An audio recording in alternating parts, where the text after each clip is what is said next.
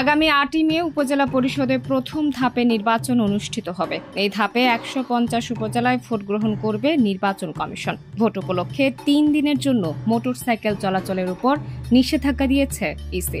আর ইসির নির্দেশনা পেয়ে 3 দিন মোটরসাইকেল বন্ধ রাখতে প্রজ্ঞাপন জারি করেছে সড়ক পরিবহন ও মহাসড়ক বিভাগ। সড়ক পরিবহন ও মহাসড়ক বিভাগের সহকারী সচিব মোহাম্মদ জসিমউদ্দিন স্বাক্ষরিত প্রজ্ঞাপনটি সংশ্লিষ্ট সবাইকে পাঠানো হয়েছে। প্রজ্ঞাপনে বলা হয়েছে, আগামী 8ই মে ষষ্ঠ উপজেলা পরিষদের প্রথম ধাপের সাধারণ নির্বাচন অনুষ্ঠিত হবে। সড়ক পরিবহন আইন 2018 এর 32 ধারা অনুযায়ী নির্বাচন উপলক্ষে ভোট গ্রহণের জন্য নির্ধারিত দিবসের পূর্ববর্তী মধ্যরাত অর্থাৎ 7ই মে দিবাগত মধ্যরাত 12টা থেকে 8ই মে দিবাগত মধ্যরাত 12টা পর্যন্ত taxi cab, pick up, microbus ও ট্রাক চলাচলে নিষেধাজ্ঞা থাকবে।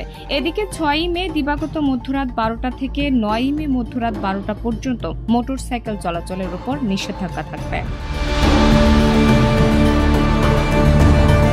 প্রজ্ঞাপনে আরও জানানো হয়েছে, নির্বাচনী এলাকায় আইন শৃঙ্খলা রক্ষা, যানজট নিরসন ইত্যাদি প্রয়োজনে বাস্তবতার নিরীক্ষেও স্থানীয় বিবেচনায় উল্লিখিত যানবাহন ছাড়াও উক্তরূপে যে কোনো যানবাহন চলাচলের উপর সংশ্লিষ্ট কর্তৃপক্ষ নিষেধাজ্ঞা আরোপ করতে পারবে। এ নিষেধাজ্ঞা রিটার্নিং অফিসারের অনুমতি সাপেক্ষে প্রতিদ্বন্দ্বী প্রার্থী, তাদের নির্বাচনী এজেন্ট, দেশি বিদেশি পর্যবেক্ষকদের ক্ষেত্রে শিথিলযোগ্য।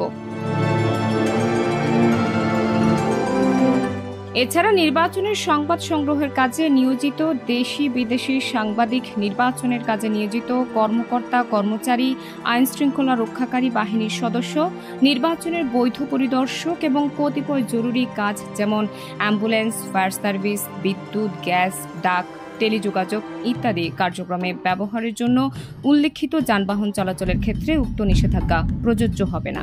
জাতীয় মহাসড়ক বন্দর ও জরুরি পণ্য সরবরাহ, অন্যান্য জরুরি প্রয়োজনে সংশ্লিষ্ট কর্তৃপক্ষ এরূপ নিষেধাজ্ঞা শিথিল করতে পারবেন। যানবাহন সমূহ চলাচলের উপর বর্ণিত সময়সূচি অনুযায়ী নিষেধাজ্ঞা আরোপের জন্য সংশ্লিষ্ট জেলা প্রশাসককে ক্ষমতা দেওয়া হয়েছে।